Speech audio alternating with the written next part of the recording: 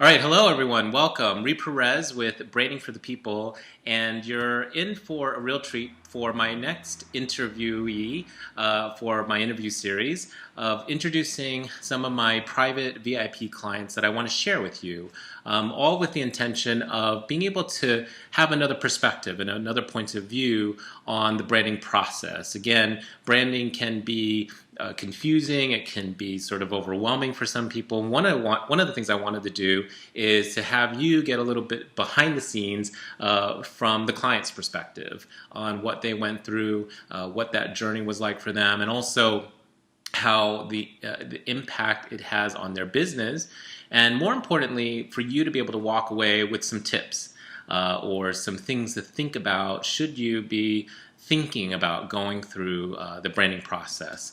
So with that being said, I want to welcome my friend and my colleague, Pamela Bruner. Pamela, say Hi, hello. Reed.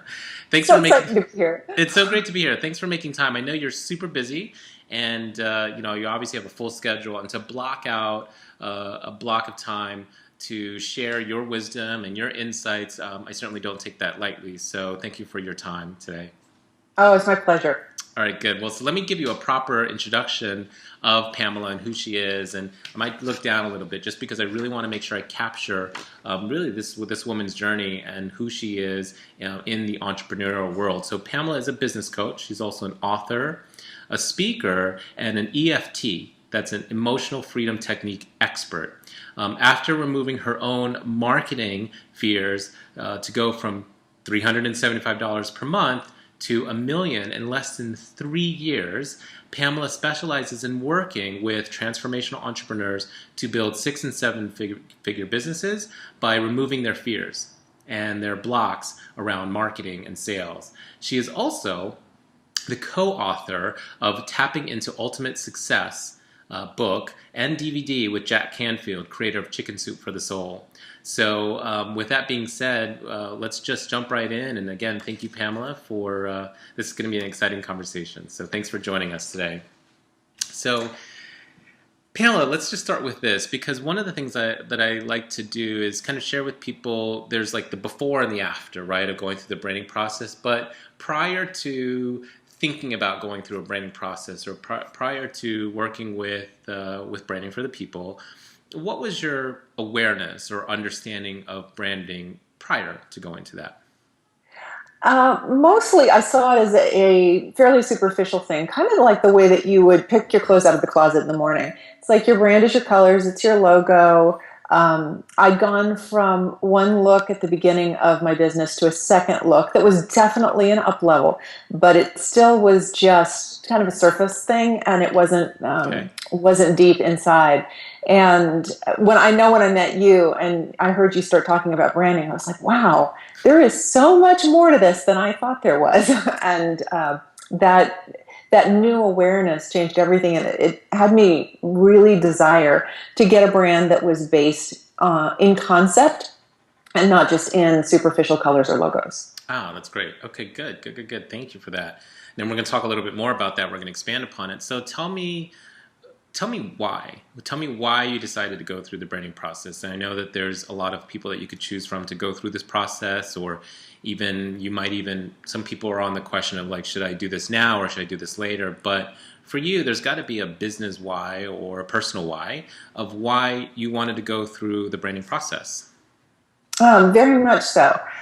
Because when I work with business owners that I call transformational entrepreneurs, people whose work transforms lives in the world with what they do, we often deal with strategy. We deal with marketing and the sales and the money and all that kind of stuff, but we also deal with who they're being as they're out in the world doing their business. So it's you have to transform who you are inside in order to get that external transformation and to be able to create transformation for your clients. So it seems very congruent to me, kind of parallel, for me to say, who am I as a brand? How does my brand actually reflect who I want to be? And one of the things I remember that came out of the day that we did together was I left there saying that you actually see in me a brand I need to aspire to.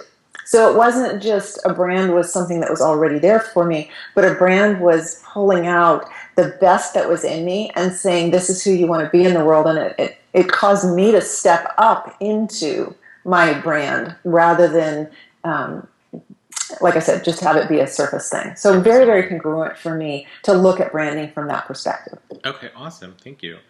Now, I'll just, another angle for this question, just because there might be some people saying, well, you've been quite successful. I mean, you've generated over $1 million in business through great marketing, through great strategy, through business, and other different tools and techniques that helped you get to where you've gotten.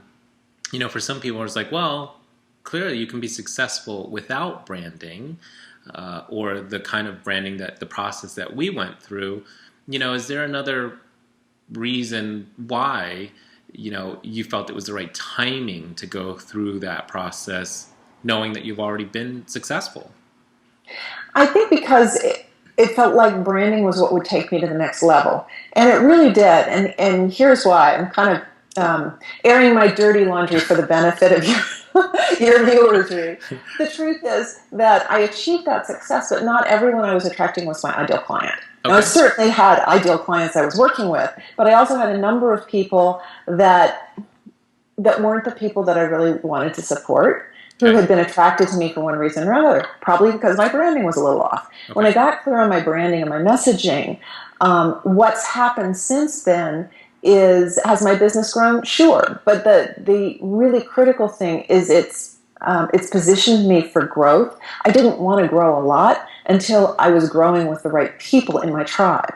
And now, every year since the rebrand, the people in my tribe are getting better and better and better. It's like, wow, this year, even my associate coaches are saying, gosh, the people in your group this year, we love working with them. We love coaching them because you've really dialed it in. You've gotten great people who get your message, who know what they're about. They're great action takers.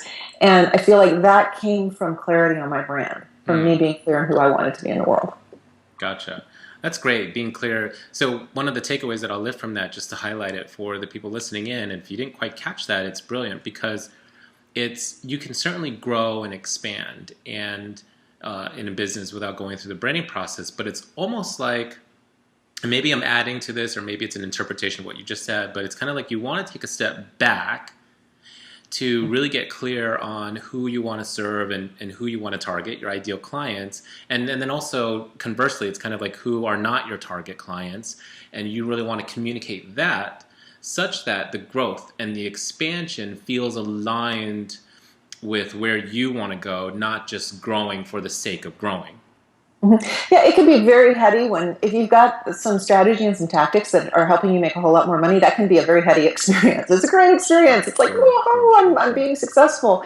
But there's that phrase against before you climb the ladder, make sure it's leaning against the right wall. Okay. And to me, that's what the branding can do. Is it can help you make sure either identify or create that wall for you. So as you're climbing, you're really on the right wall. Gotcha. Okay, great. All right, so now let's walk through the process and what that journey was like for you. So obviously, just so you know, part of my process, I have people kind of go through a questionnaire, and there's some pre-thinking that we do before we even meet, right? But so from your perspective, Pamela's new for you, kind of going through a branding process. Describe what that process was like for you. There's two parts to what I'm going to say. Describe what that process was like for you. Mm-hmm. And then inside of that, some of the things for someone to think about that could help inform that creative process, if they're going through it. But let's just take it one by one and we'll see where it goes. But why don't you walk us through what that journey and what that process was like for you going through the branding? Well, it was so interesting because I've done a lot of personal growth in addition to the business training that I've done to become a business coach. And so I'm very used to people asking me questions or being in trainings where they ask you questions to make you think deeply. I did not expect to be asked questions that would make me think deeply in a branding process. Now, why I didn't expect that, I don't know, but I didn't. And it's like, wow, this is this is making me think. And the more it pulled out of me, it was almost like coming home to really digging in, just like I would do with any personal development, business development process, and saying, who am I at my core? And the really cool thing about that for me is creating a brand from who you believe you are and who you want to be, as opposed to who you think you should be in order to attract some nebulous client out there. That's really cool, because what it does is it allows you to create a business that you're going to love and clients that you're going to love to serve. If you create a brand without this kind of process, if you're saying, well, I think purple and teal are the hot colors this year, so I should use them even if I don't like them, and I should use this kind of imagery even though I don't like that kind of imagery, you're going to end up creating something that you don't want to be a part of. So getting a brand that's authentic with you and that brings out the best of you, it just makes the whole business process that much more enjoyable. But it is a process to go through, really digging inside and saying, what appeals to me, and why does it appeal to me, and how does my business express that? I remember one. It seems almost like a silly little thing that came out of that day. The first VIP day we spent together was one of my brand values is excellence, and I looked at that and I said, wow, I've been. I mean, this was, a few years ago. It was a few years ago, wasn't it? Wow, time flies.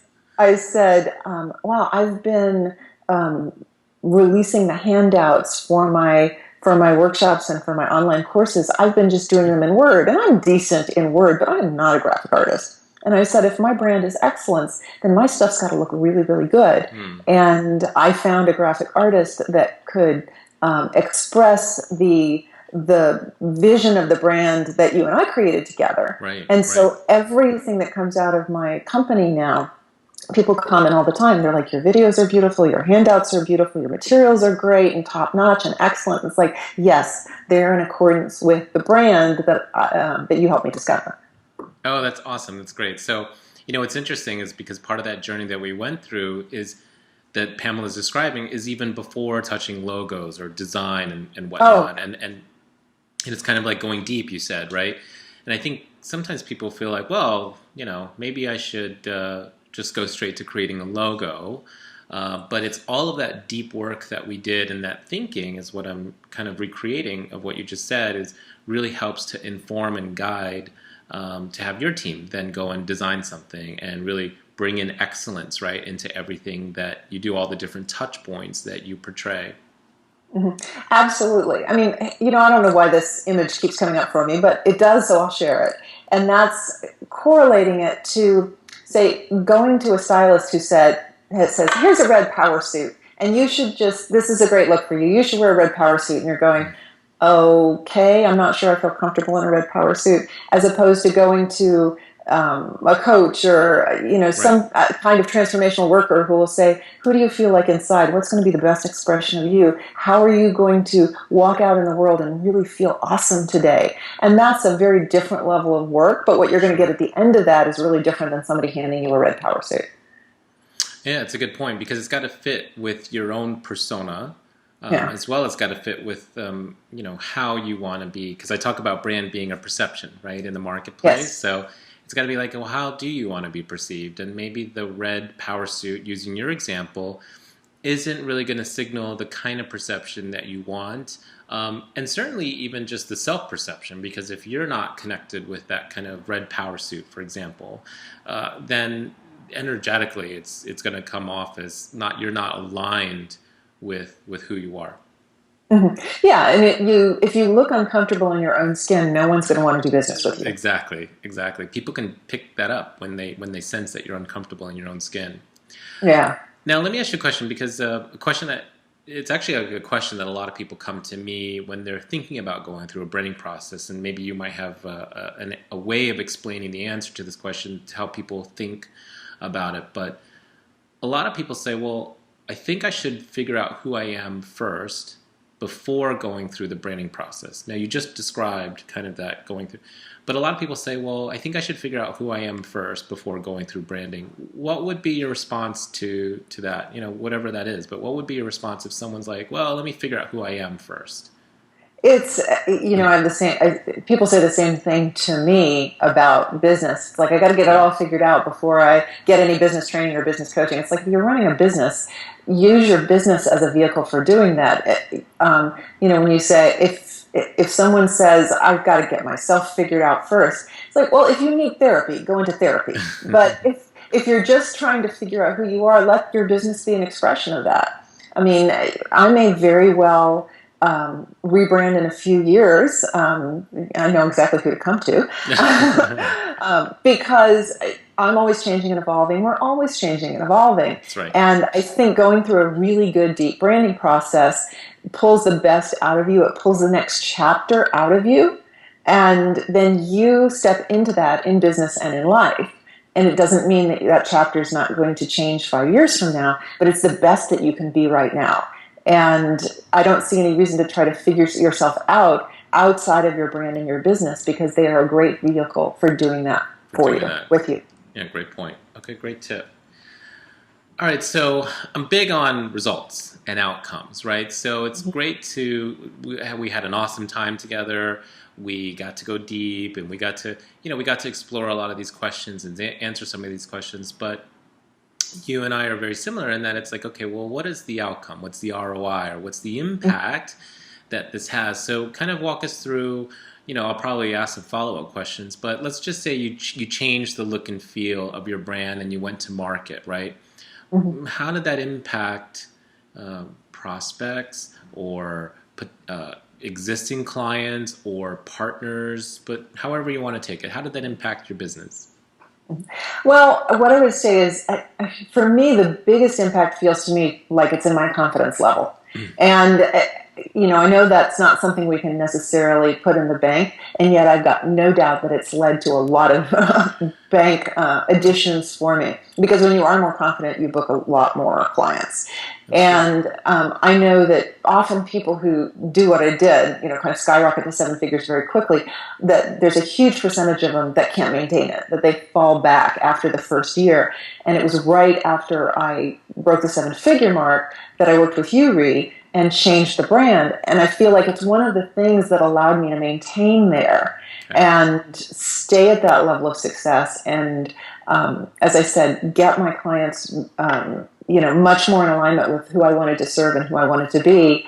And then just the clients that come in, I recently brought someone into kind of my mid-level program, and after a couple of weeks, she upgraded to my very highest level program. And one of the things that she said was, from the very first moment that I interacted with you and your staff, everything was excellent. You guys were right on top of it, everything you did. And I'm like, that's my brand. Yeah. That's my brand. Yeah. And so to have her want to drop, $30,000 with me is an indication to me that I'm living into this beautiful brand that we created. Yeah. And that's great. So could you say that it's made, again, you've built a 7-figure business prior to this branding process, right? And so sales, marketing, business, but would you say that the brand has then made it easier? Sustainable and scalable. Sustainable and scalable. That's great. Okay, good. Because you're right. It's like, yeah, you can start a business, you can make money, but I think what you're pointing to is when you're clear on the brand and you have that confidence in who you are and who you're not, it leads to, or it yields, a sustainable business and a scalable business. It's awesome. Right. I mean, the thing is, I don't want to grow the business that I had in the year before we worked together. That, especially now, I'm so far removed from that now. But that was the old me, and I don't want to grow that. I don't want to share that. It doesn't inspire me to go out and get new clients and do new work. And this brand does. That's awesome. And by the way, so we also went through a name change process. Yes. Right. So a lot of times people come up to me, oh, what should I go under as me.com, or should I go under this company name? Or, there's all these questions that kind of come up as they're thinking about rebranding or branding. Any tips or advice that you might want to share when thinking about, why did you decide to go with not your name, but with a company like Make Your Success Real? And it was the name was changed even before that. But maybe walk through the name change, why we did it, and what does this new name mean for you and where you're taking the business? Mhm. Well, my previous business name was Make Your Success Easy. And while I believe that I can help people make their success easier, what I found was that that brand name was attracting people who were like, "Ooh, you can help me make it easy. That's great." And it's like, no, no. Right, right. And you're not, I got a lot of lazy people, didn't work very well. So we changed to Real because there's just so much juiciness in that in terms of authenticity. And one of the things I hear over and over from people is, "You're so authentic, Pamela." And that's a part of my brand. Yeah. And having people, a lot of my clients will come to me and say, I've run a successful business for 18 years and I just realized now that I'm actually in business. Thank you, Pamela, and Right, so that right. then they can double their income after they've been at a sustaining level for a decade. That's really unusual in business. And I feel like that's part of part of the brand. Okay. So just that one little word change made all the difference. And why did I not want to go with my name? Because I feel like, there are some people who are personality brands and there are some people who are kind of mission and vision driven brands. And I feel like I'm one of the latter. And so it made sense to have a phrase instead of my name. Sure. Well, it's great. That one little tweak, right? Because we went from Make Your Success Easy, which was sending out the wrong perception or the wrong message to people and then attracting people who wanted things easy, right? To Making Your Success Real. And I know that you kind of referred to like real and authenticity, but I think it was also even just making the tangible part of the real, right? I mean, Right. that Right. Moving from a dreamer to a doer. to a doer, Yeah. right? Good. Awesome.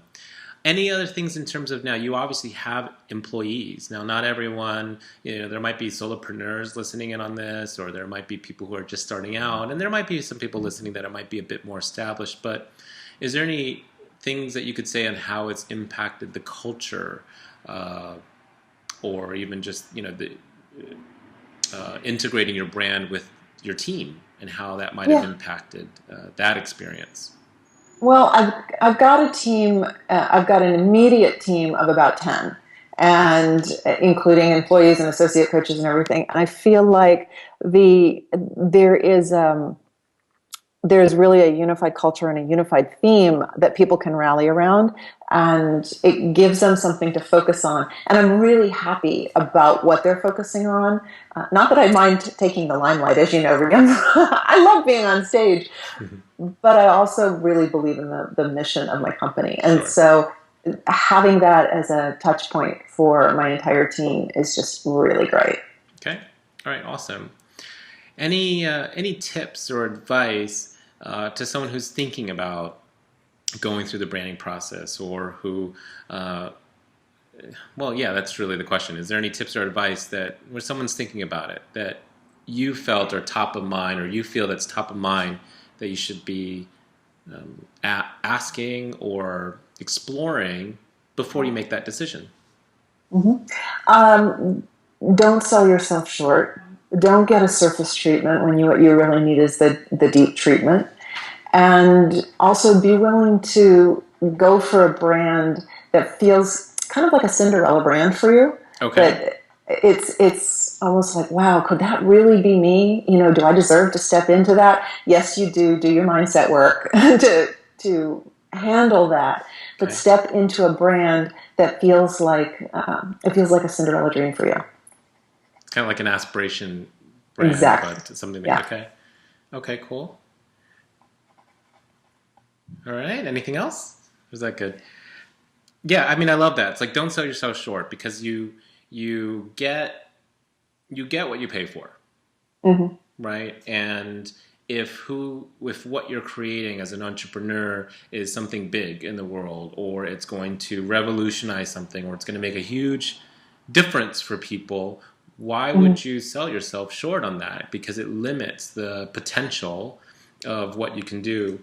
And then the other part is kind of having a brand that you can step into. You call it the Cinderella brand, but having a brand that you can step into. A good brand should really have something that you can put into action and work on today so that you feel that it's developing, but it's got to be something that is slightly bigger than where you are today so that you have some room to grow and expand and step into. It's having why not have the best? Why not have that Cinderella story, right?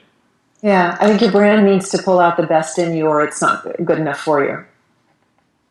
Okay, good.